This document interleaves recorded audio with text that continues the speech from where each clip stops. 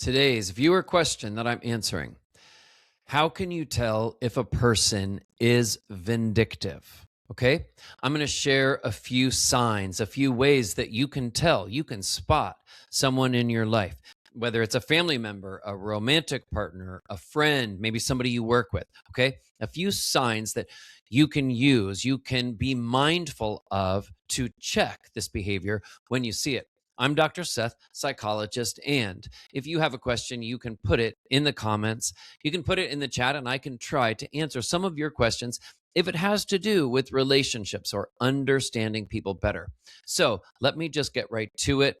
How can you tell if a person is vindictive? Well, a person who is vindictive, they want some sense of retribution when they feel like someone has wronged them in some way. If a person is vindictive, just as a rule, they don't like when anybody asserts power over them and does something they don't like. If anyone even remotely humiliates them in any way, they are going to often set out on a course to right that wrong, to show you what you did to them was wrong and that you will never do it again. Also, if a vindictive personality has been wronged publicly in any sort of a group setting, when we think public, sometimes you may imagine an audience full of people and somebody at a podium. No, a public setting could be, a group of 4 or 5 friends sitting around a table at a pizzeria or something. It could be in a group setting at work. It could be in a family setting, a bunch of people in a family sitting around a table.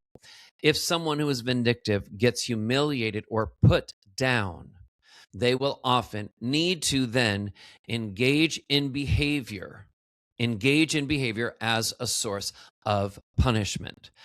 People who are vindictive are very power oriented. They are very aware of hierarchies and very aware of who is in control and who is not. And when somebody who is really vindictive gets triggered, one of the things that triggers them the most is the fact that in that moment they didn't have control and that they feel somebody is trying to have control over them.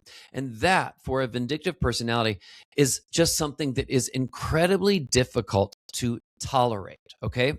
So the vindictive person then sets out on a course of action.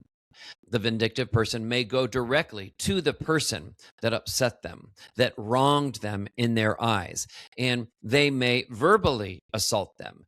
They may yell at them. They may email them a really nasty or mean-spirited email and outline all the things that were done. They may also make veiled threats about how that person should never do it again or else, okay? There's a lot of indirect threatening a lot of times with people who tend to be vindictive personalities. Another thing that a person who's vindictive may try to do is they may try to enlist others in the cause against that individual. They may try to tarnish that individual's reputation. They will not settle.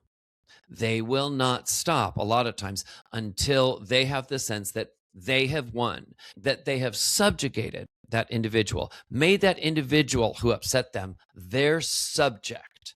Sometimes a vindictive personality will resort to finding a way to sort of X that person out of their circle or their environment. If there's any kind of relationship that can be severed, they may sever that relationship. They may, on the phone, for example, they may block them. They may block them on social media. They may cut off all contact with that individual, again, to teach them a lesson, to punish them.